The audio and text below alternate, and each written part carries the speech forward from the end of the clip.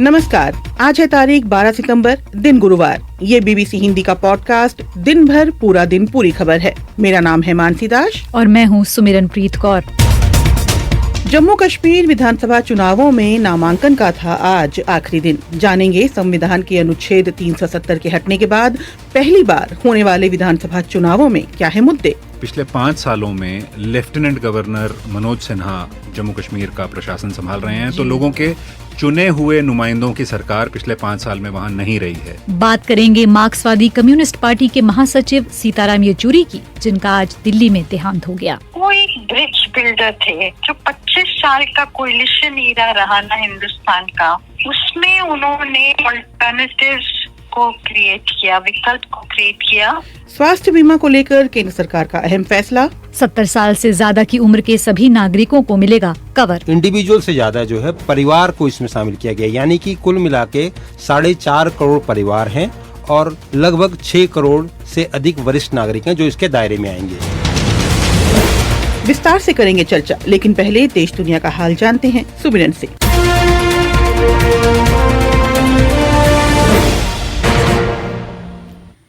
केंद्रीय गजा में इसराइल के एक हवाई हमले में संयुक्त राष्ट्र के 6 कर्मचारियों की मौत के बाद संयुक्त राष्ट्र महासचिव एंटोनियो गुटेरेस ने नाराजगी जताई है। उन्होंने कहा है कि अंतर्राष्ट्रीय मानवीय कानूनों का उल्लंघन हो रहा है, जो रुकना चाहिए। बुधवार को गजा के अल नुसेरियात राहत शिविर के एक स्कूल पर इस्राएली हवाई हमला हुआ था। हमास संचालित स्वास्थ्य एजेंसी का कहना है कि इस हमले में कम से कम 18 लोगों की मौत हुई है। वहीं इसराइल का कहना है कि ये शिविर इस बात का सबूत है कि कैसे हमास के लड़ाके नागरिक ठिकानों का इस्तेमाल कर रहे हैं। वॉर्सो में एक संवाददाता सम्मेलन में अमेरिकी विदेश मंत्री एंटनी ब्लिंकन ने कहा कि इसराइल और हमास दोनों को नागरिकों और मानवीय कार्यकर्ताओं को सुरक्षित रखने के लिए और ज्यादा प्रयास करने होंगे। We need to see humanitarian sites protected, and that's something that Antony Blinken कह रहे हैं, हमें मानवीय मदद से जुड़ी जगहों को सुरक्षित रखने की जरूरत है और ये मुद्दा हम इसराइल के सामने रखते रहते हैं। साथ ही हम ये देखते हैं कि हमास छुप के कब्जा करता है और मानवीय मदद से जुड़ी जगहों का गलत उपयोग करता है। ये सब खतरा पैदा करता है और निश्चित रूप से इसे रोकना होगा। रूस को ईरानी मिसाइल मिलने की रिपोर्ट पर ब्रिटेन ने कहा है कि इसने यूक्रेन को लंबी दूरी की मिसाइल दिए जाने की बहस को एक नया मोड़ दे दिया है। यूक्रेन के दौरे पर पहुंचे ब्रिटेन के विदेश सचिव डेविड लैमी ने बीबीसी से कहा कि रूस के अंदर तक हमला करने वाली लंबी दूरी की मिसाइलों को दिए जाने की बहस अब बदल गई है। लंदन में वार्ता के बाद लैमी और अमेरिकी विदेश सचिव एंटनी ब्लिंकन यूक्रेन की राजधानी कीव पहुंचे और लैमी ने कीव को 60 करोड़ पाउंड की मदद देने का ऐलान किया। वहां उन्होंने राष्ट्रपति व्लादिमीर ज़ेलेंस्की से भी मुलाकात की। कई घंटों की देरी के बाद आज अंतरिक्ष यात्रियों ने पहली बार कमर्शियल स्पेस वॉक किया। स्पेस पर्यटन की दिशा में इसे बेहद महत्वपूर्ण कदम माना जा रहा है। इस मिशन में पहले नॉन प्रोफेशनल क्रू शामिल रहे। स्पेस वैज्ञानिक डॉक्टर हिन खान ने बताया, The main purpose of this activity is firstly and principally to test out these fairly unique suits which have been doctor Hina Khan बता रही हैं, इसका मुख्य उद्देश्य सबसे पहले उस खास स्पेस सूट्स को टेस्ट करना है जो खासकर लंबे समय तक की स्पेस यात्रा को देखते हुए डिजाइन किए गए हैं।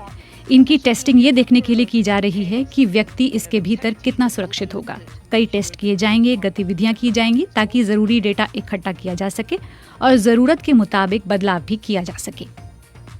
अमेरिका में चीन की जासूसी करने वाले एक पूर्व CIA अफसर को 10 साल की सजा सुनाई गई है। 71 साल के एलेक्जेंडर युक चिंग मांग ने एक अंडरकवर FBI एजेंट के सामने अपने आरोपों को स्वीकार किया है। इसके बाद उन्हें 2020 में अगस्त में गिरफ्तार कर लिया गया था। और मध्य प्रदेश के दातिया में एक पुराने किले की दीवार ढहने से 9 लोग दब गए थे, जिसमें 7 लोगों की मौत हो गई है, जबकि 2 लोगों को बचा लिया गया है। दातिया के जिलाधिकारी संदीप माकिन ने मामले की पूरी जानकारी दी। उन्होंने बताया कि गुरुवार यानी आज सुबह लगभग 4 बजे यहाँ पिछले 36 घंटे से हो रही बारिश के कारण किले की दीवार ढह गई, जिसके नीचे एक ही परिवार के 9 सदस्य दब गए थे। उन्होंने बताया कि स्थानीय लोगों ने मदद करने की कोशिश की और लोगों को बाहर निकालने की भी कोशिश की।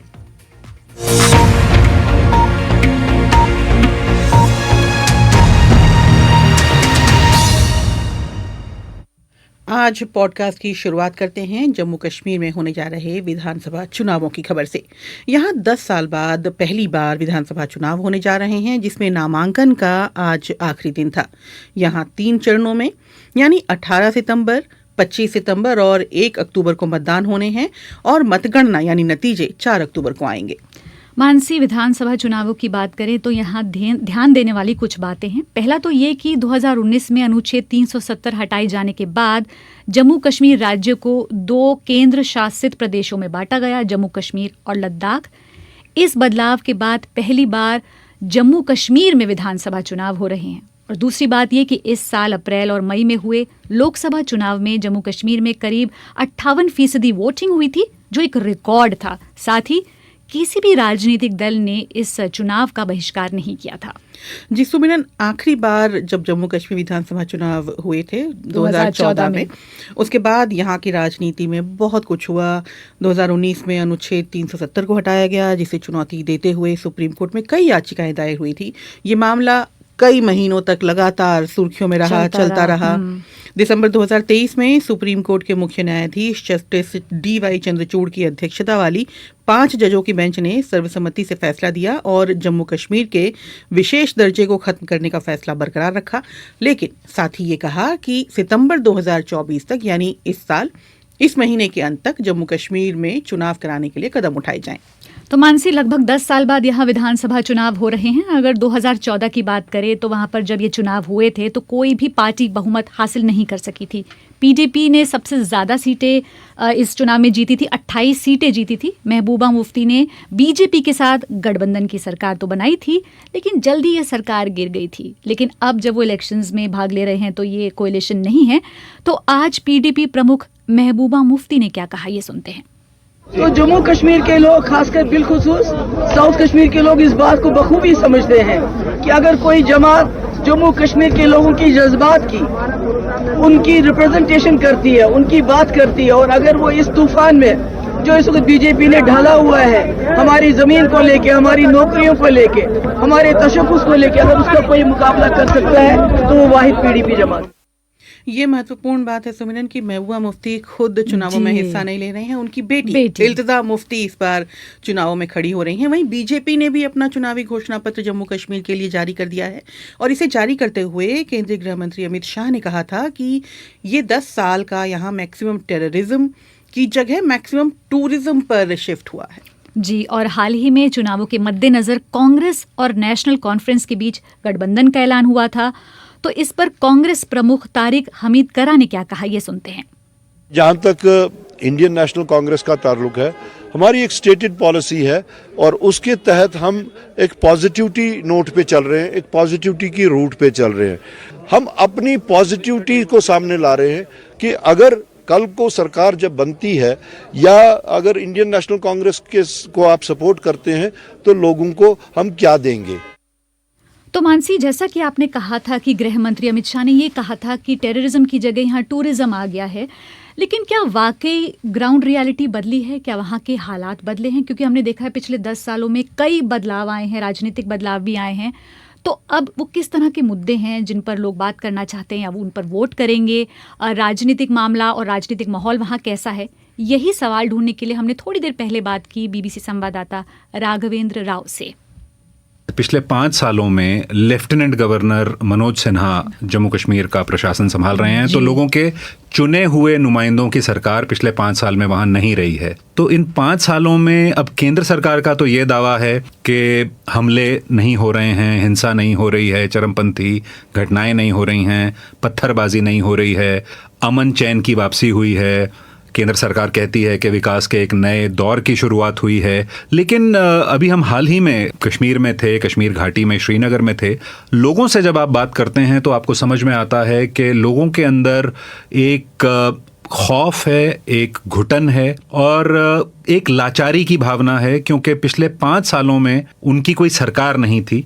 उनका ये कहना है कि नौकरशाही पूरा प्रशासन चला रही थी और उस नौकरशाही में भी बहुत से लोग ऐसे थे जो कश्मीर से बाहर से आए थे, तो उन तक उनकी पहुंच नहीं थी। तो लोगों का ये कहना है कि उनके मुद्दे जो हैं वो वही हैं जो देश भर के मुद्दे हैं। बेरोजगारी है, महंगाई है, इस तरह की समस्याओं को लेकर वो किसी के पास जा नहीं पाए। पिछले 5 सालों में उनकी कोई सुनवाई नहीं थी। तो ये लोगों ने जो एब्सेंस थी एक चुनी हुई गवर्नमेंट की, इसे बहुत गहराई से महसूस किया है। और यही एक वजह है कि इन विधानसभा चुनावों को लेकर लोगों में गर्मजोशी है, उत्साह है, और वो काफ़ी बेसब्री से इसका इंतज़ार कर रहे हैं, क्योंकि उन्हें लगता है कि एक नई सरकार बनेगी, उनके अपने इलेक्टेड रिप्रेजेंटेटिव्स आएंगे, तो शायद उनकी सुनवाई होगी और उनकी बात को एक आवाज़ मिलेगी।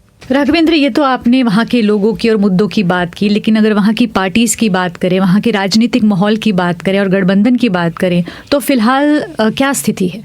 देखिए, नेशनल कॉन्फ्रेंस और कांग्रेस ने गठबंधन किया है। उनका लोकसभा चुनावों में भी गठबंधन था और लोकसभा चुनावों में नेशनल कॉन्फ्रेंस का प्रदर्शन अच्छा रहा था। काफ़ी असेंबली सेगमेंट्स में वो लीड भी कर रहे थे और वही गठबंधन जारी है। तो ये एक गठबंधन है। दूसरी तरफ पीडीपी है, peoples democratic party, Mehbooba Mufti की पार्टी। महबूबा मुफ्ती खुद चुनाव नहीं लड़ रही हैं, लेकिन उनकी बेटी इल्तिजा मुफ्ती इस बार चुनावी मैदान में हैं। वो पहली बार चुनाव लड़ रही हैं। बिजबिहाड़ा कॉन्स्टिट्यूंसी है दक्षिण कश्मीर में। तीसरी जो पार्टी है जिसकी बहुत चर्चा है वो है अवामी इत्तेहाद पार्टी, जो इंजीनियर रशीद की पार्टी है। तो लोकसभा चुनावों में हमने देखा कि किस तरह इंजीनियर रशीद दिल्ली की तिहाड़ जेल में टेरर फाइनेंसिंग के चार्जेस के तहत बंद थे, लेकिन जेल में रहते हुए भी वो चुनाव जीते बारामूला से, और वहां से उन्होंने पूर्व मुख्यमंत्री उमर अब्दुल्ला को हराया। तो उसकी वजह से एक बहुत ज़्यादा चर्चा है उनकी पार्टी की। इस बार अवामी इत्तेहाद पार्टी बहुत सी सीट्स पे उन्होंने लड़ने की योजना बनाई है। एक बहुत ही दिलचस्प सा सिनेरियो क्रिएट हो जाएगा, क्योंकि जब इंजीनियर रशीद खुद कैंपेनिंग करेंगे, वो इतने बड़े मार्जिन से जीते थे लोकसभा का चुनाव, 5 लाख के करीब उन्हें वोटें मिली थी। तो लोगों को ये लग रहा है कि इंजीनियर रशीद के बाहर आ जाने से जमानत पे इस चुनाव का जो डायनामिक्स है वो और भी ज़्यादा दिलचस्प होने वाला है। इसी से जुड़ा है मेरा तीसरा सवाल कि अलगाववाद जम्मू कश्मीर में हमेशा एक बड़ा मुद्दा रहा है, तो इस बार की स्थिति को आप कैसे देखते हैं, खासकर जब आप इंजीनियर रशीद की बात कर रहे हैं? पास्ट में देखा है कि अलगाववाद की जो विचारधारा है उससे जुड़े हुए लोगों ने बहुत बार चुनावों का बहिष्कार किया है और हिंसा की उन्होंने बातें कही हैं कि अगर चुनाव होगा तो हिंसा हो सकती है। लेकिन ये बदलाव हमें लोकसभा चुनावों के समय से दिखना शुरू हो गया था, जो हाल ही में लोकसभा चुनाव हुए, क्योंकि उस समय भी किसी भी संगठन ने चुनावों का बहिष्कार नहीं किया। और इन विधानसभा चुनावों में जो दिलचस्प बात नजर आ रही है वो ये है कि कोई भी ऐसे लोग जिन्हें अलगाववादी माना जाता रहा है, वो इस बार भी कोई बॉयकॉट नहीं कर रहे हैं, बल्कि जमाते इस्लामी जो पार्टी थी जिसे केंद्र सरकार ने प्रतिबंधित किया हुआ है, उन पर बैन लगाया हुआ है, तो बहुत से लोग जो जमाते इस्लामी पार्टी से जुड़े रहे हैं अतीत में, वो इस बार ये चुनाव निर्दलीय उम्मीदवारों के तौर पर लड़ रहे हैं। उन्हें जमाते इस्लामी की ही सपोर्ट है, बैकिंग है, लेकिन चूंकि वो पार्टी बैंड है, वो चुनाव नहीं लड़ सकती पार्टी, इसलिए जमाते इस्लामी के सपोर्ट से बहुत से उम्मीदवार निर्दलियों के तौर पर चुनावी मैदान में हैं। एक ऐसे और उम्मीदवार हैं जिनका नाम है सरजान बरकाती। वो अभी भी जेल में हैं, लेकिन उन्हें एक अलगाववादी माना जाता रहा है, लेकिन वो भी इस बार 2 जगह से उन्होंने नामांकन भरा है, गांदरबल और बीरवा। तो अलगाववादी जो एक विचारधारा थी उससे जुड़े हुए लोग, ये साफ दिख रहा है कि वो चुनावी प्रक्रिया में आने की कोशिश कर रहे हैं। कोई भी ऐसी विचारधारा से जुड़े लोग चुनावों का बॉयकॉट नहीं कर रहे हैं, और ये एक बहुत ही नई चीज है जो कश्मीर में देखने को मिल रही है। तो जम्मू कश्मीर की राजनीति के बारे में बात कर रहे थे बीबीसी संवाददाता राघवेंद्र राव। 30 साल पहले मैंने कुछ ऐसे इंटरव्यू लिए जो कि बेहद चौंकाने वाले थे, लेकिन इस हत्याओं को अंजाम देने वाली उनकी माएं नहीं थी, वो दाइयां थीं, और उनकी शिकार थीं बच्चियां। ऐसा गला अमेट कर को मारते थे, नमक चटा कर को मारते थे, और ले जाकर को जंगल में अमेट खदा खुदी रहता था, वहां पर गाड़ देते थे। मैं समझना चाहता था कि ये दाइयां इस काली दुनिया का हिस्सा कैसे बनी। जब मैंने उनकी कहानियों पर नजर दौड़ानी शुरू की, तब मुझे मिली दुनिया बदलने वाली आश्चर्यजनक कहानी। मैं अमिताभ पराशर ला रहा हूं एक special podcast, the midwife's confession, दाइयों का चौंकाने वाला सच, शनिवार 7:30 बजे। कार्यक्रम में आगे बढ़ते हैं सुमिरन। भारतीय कम्युनिस्ट पार्टी मार्क्सवादी यानी CPIM के महासचिव सीताराम येचुरी का आज निधन हो गया। वो 72 साल के थे। पिछले कुछ समय से सीताराम येचुरी बीमार थे और 19 अगस्त से दिल्ली के एम्स अस्पताल में भर्ती थे। वरिष्ठ CPIM नेता पुण्यवती ने BBC तेलुगु के संपादक GS राममोहन को बताया कि आज दोपहर येचुरी का निधन हो गया है। पार्टी ने ये बताया कि येचुरी की सांस की नली में संक्रमण था, जिसके बाद गंभीर रूप से वो बीमार हो गए थे। एम्स अस्पताल ने एक बयान भी जारी किया कि येचुरी को निमोनिया था। 12 सितंबर दोपहर 3:05 पर उनका निधन हो गया। अस्पताल के बयान के अनुसार येचुरी के परिवार ने उनका शव टीचिंग और रिसर्च के लिए एम्स को डोनेट कर दिया है। सीताराम येचुरी के निधन के बाद दिल्ली में पार्टी कार्यालय में लगा पार्टी का झंडा आधा झुका दिया गया है। PM मोदी ने उनके निधन पर दुख जताया, कहा वामपंथ की मशाल के अगुवा थे। वहीं कांग्रेस नेता राहुल गांधी ने कहा कि सीताराम येचुरी को देश की गहरी समझ थी। और सीताराम येचुरी सुमिरन भारतीय राजनीति के बड़े नेताओं में से एक थे। 32 सालों तक CPM के पोलित ब्यूरो के सदस्य रहे। 2015 से पार्टी के महासचिव रहे और साल 2005 से 17 तक राज्यसभा के सांसद भी रहे। पिछले महीने मानसी 22 अगस्त को एम्स में भर्ती रहते हुए उन्होंने सोशल मीडिया पर एक वीडियो भी जारी किया था। वीडियो संदेश में पश्चिम बंगाल के पूर्व मुख्यमंत्री बुद्धदेव भट्टाचार्य को श्रद्धांजलि भी उन्होंने दी थी और सुनते हैं उसका एक अंश। बुद्धदा लाल सलाम আমাকে অনেক কষ্ট হলো कि যে दिन एक खबर পেলাম कि बुद्धदा ये दुर्भाग्यपूर्ण है कि मुझे एम्स में ही बुद्धदा को लाल सलाम कहना पड़ रहा है। अस्पताल में खबर मिली कि बुद्धदा नहीं रहे। उनकी पत्नी से बात की तो उन्होंने कहा ऐसे में तुम मत आना, लेकिन मैं उनके पास जाना चाहता था। मैं बंगाल के अन्य कॉमरेडों से लोगों से मिलना चाहता था, लेकिन अस्पताल में हूं और संक्रमण से लड़ रहा हूं। उम्मीद है कि कुछ दिनों में यहां से छूट जाऊंगा। 2008 में कम्युनिस्ट नेता हरकृष्ण सिंह सुरजीत के निधन के बाद BBC संवाददाता रेहान फजल ने सीताराम येचुरी से बात की थी। उस वक्त उन्होंने पार्टी की कांग्रेस से दूरी और नजदीकी पर सवाल किया था। सीताराम येचुरी ने इसका जवाब क्या दिया था, सुनते हैं। शुरू में स्टैंड हुआ करता था equi distance from Congress and BJP, लेकिन बाद में कांग्रेस लेसर इविल हो गया। नहीं, अब कौन सा इविल मोर डेंजरस हो गया। ये बात कई बार हमारे पार्टी में भी आती है कि विच इज मोर डेंजरस, और इसके बारे में स्टालिन ने कम्युनिस्टों को एक बार बहुत ही अद्भुत बात सिखाई। इसे 2 अगर खतरे हैं उनमें से कौन सा ज्यादा डेंजर है, तो उन्होंने कहा वो खतरा ज्यादा डेंजर है जिसके खिलाफ आप लड़ नहीं रहे हो। तो अब दोनों है खतरे, दोनों की नीतियां है खतरनाक, लेकिन आज की तत्कालिक परिस्थिति में माहौल में कौन है जिसको दूर रखना जरूरी है मुल्क के लिए, और मुल्क नहीं बचेगी तो कम्युनिस्ट आंदोलन भी नहीं बचेगी। ये उनके मतलब जहन में बिल्कुल साफ था। हर कौमी दंगे होने लगे तो कौन सुनेगा मार्क्सवाद लेनिनवाद, मतलब जो भी बातें हम कहेंगे वो जज्बात में फंस जाएंगे। तो अब उसको ना मतलब ऐसी हालत ना है। तो आज की हालत में भी क्या है मेन डेंजर देश को, अब उसको पहचान कर ये जो भी कार्यनीति हमारी होनी चाहिए उस हिसाब से वो चलेगी। अब से थोड़ी देर पहले मैंने बात की वरिष्ठ पत्रकार नीरजा चौधरी से और यही समझने की कोशिश की कि सीताराम येचुरी की राजनीति और राजनीति में उनकी योगदान को कैसे याद किया जाएगा। देखिए, अगर आप लिखेंगे तो फॉर्मर MP थे, जनरल सेक्रेटरी हैं CPIM के, वो तो बड़ी पदवी है, और 2 टर्म्स राज्यसभा में MP रहे तो फॉर्मर MP कहलाएंगे। लेकिन उनका रुतबा जब आप बैठ के सोचते हो ना, तो सिर्फ एक लेफ्ट लीडर की हैसियत ही नहीं थी वो।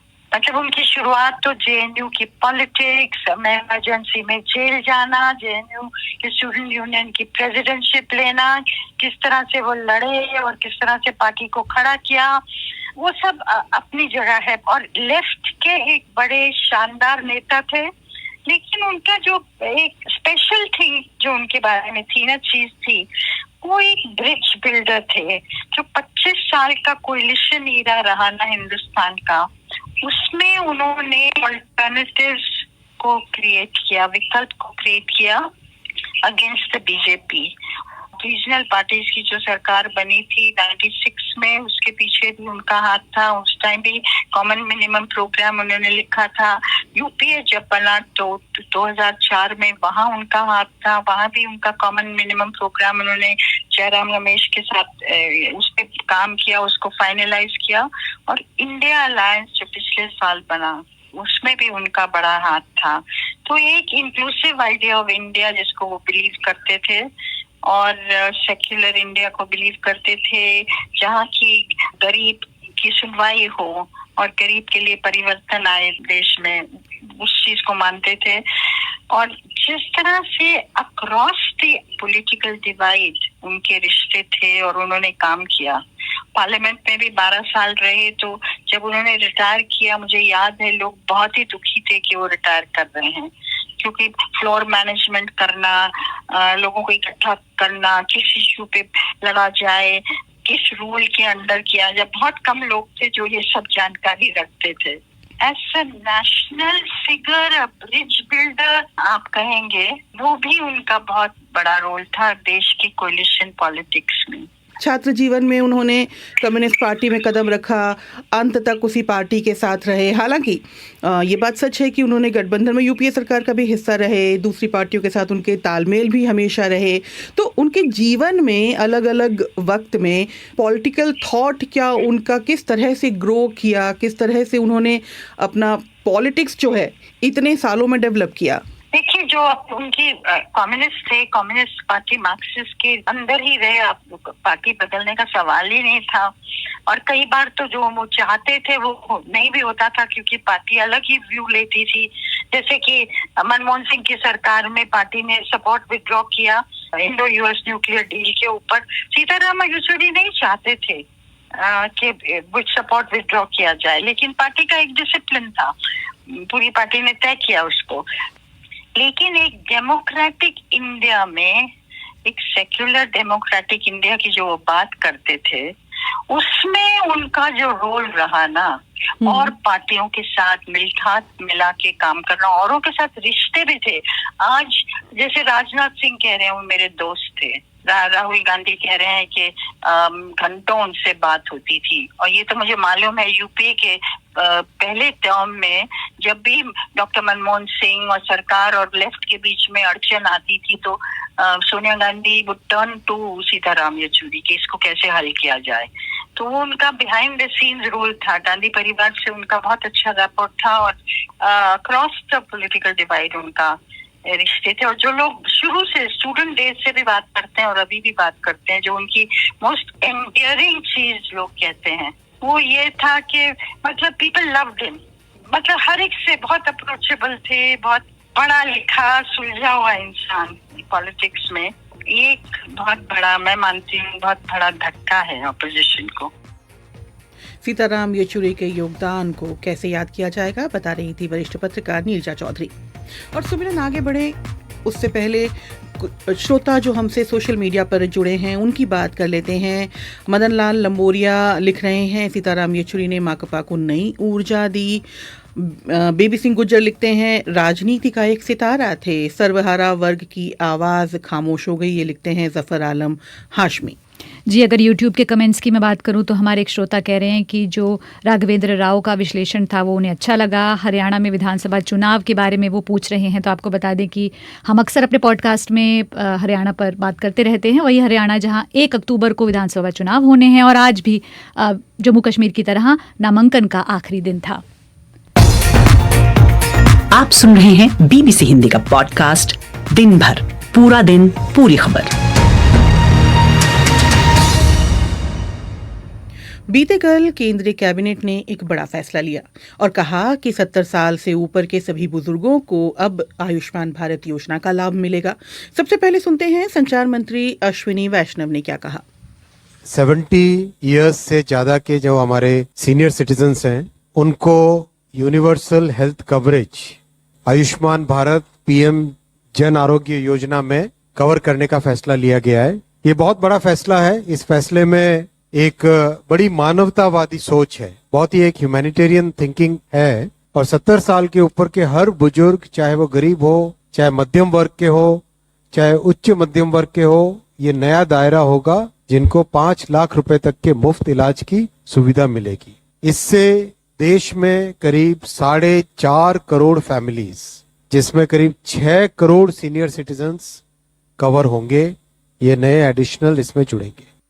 तो सुना आपने सुमिरन, आयुष्मान योजना का दायरा बढ़ा दिया गया है और जो आर्थिक सामाजिक हैसियत का जो इसमें दायरा था, इस पर पहले लागू था, उसे अब हटा दिया गया है।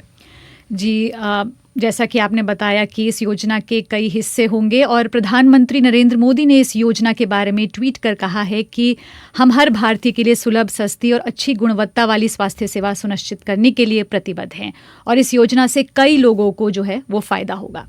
अब से थोड़ी देर पहले मैंने बात की आर्थिक मामलों के जानकार बीबीसी संवाददाता दिनेश उप्रेती से और सबसे पहले मैंने उनसे यही पूछा कि ये जो योजना है जो अब नए फ्लेवर में आई है वो क्या है और पहले से मौजूद इस योजना का जो दायरा है वो क्यों बढ़ाया गया।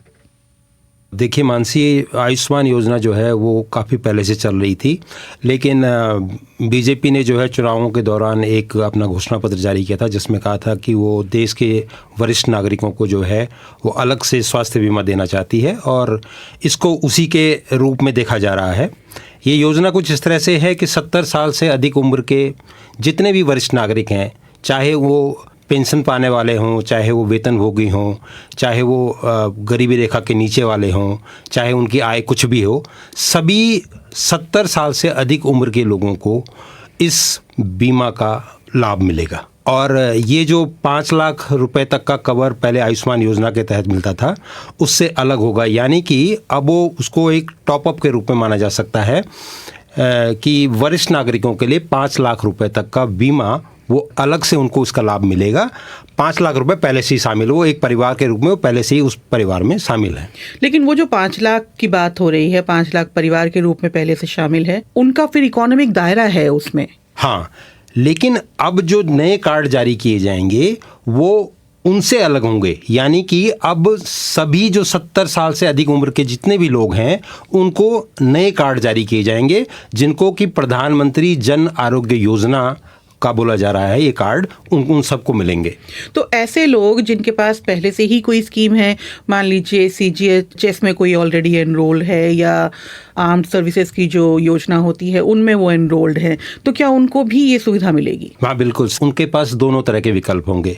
अगर वो चाहते हैं कि वो CGHS या फिर ESI या फिर कुछ ही दूसरी स्कीम में पहले से ही शामिल हैं, तो वो चाहें तो उसको जिसमें वो पहले से ही बने हुए हैं उसमें रह सकते हैं, या फिर प्रधानमंत्री जन आरोग्य योजना का जो नया योजना ये आई है इसमें वो शामिल हो सकते हैं। एक चीज़ मैं इसमें जोड़ना चाहूँगा मानसी कि एक इंडिविजुअल से ज़्यादा जो है परिवार को इसमें शामिल किया गया, यानी कि कुल मिला के 4.5 करोड़ परिवार हैं और लगभग 6 करोड़ से अधिक वरिष्ठ नागरिक हैं जो इसके दायरे में आएंगे।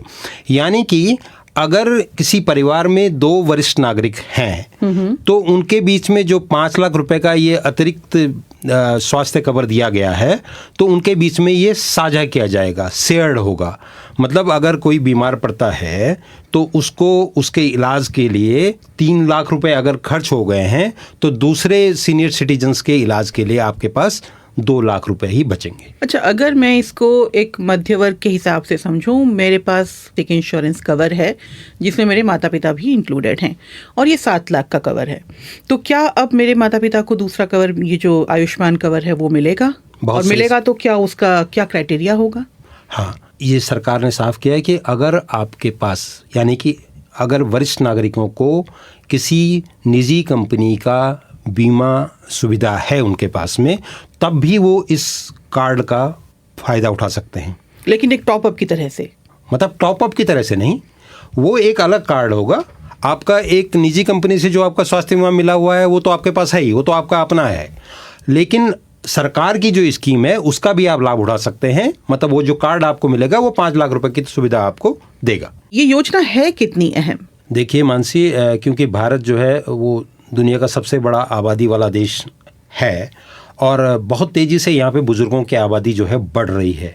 एक एस्टिमेट के मुताबिक 2050 तक जो है वो 60 साल से अधिक उम्र के लोग जो है लगभग 3 गुने हो जाएंगे। यानी कि 2011 में अगर हम बात करें तो 60 साल से अधिक के उम्र की आबादी जो है यहाँ पे 10 करोड़ से थोड़ा ज़्यादा थी, और जो कि 2050 तक आते आते जो है लगभग 32 करोड़ के आसपास हो जाएगी। तो इसका अंदाज़ा आप लगा सकते हैं कि किस तरीके से इस योजना के तहत आने वाले लोगों की संख्या बढ़ेगी। जिसका मतलब ये है कि धीरे धीरे इसका बजटरी प्रावधान भी बढ़ता जाएगा। हाँ बिल्कुल, सरकार को बढ़ाना ही होगा, तभी वो जो है इस बीमा की सुविधा को उन लोगों तक पहुंचा पाएगी जिनके लिए उन्होंने इसे लक्षित किया है। आयुष्मान योजना के बारे में और जानकारी दे रहे थे बीबीसी संवाददाता दिनेश उप्रेती।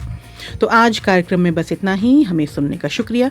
अब आपसे अगली मुलाकात शुक्रवार को होगी, समय शाम के 7:30 बजे। तब तक खबरों के लिए जुड़े रहिए बीबीसी हिंदी की वेबसाइट के साथ। आज कार्यक्रम का तकनीकी पक्ष संभाल रहे थे तिलक राज भाटिया। मुझे यानी सुमिरन और मानसी दास को दीजिए इजाजत। नमस्कार।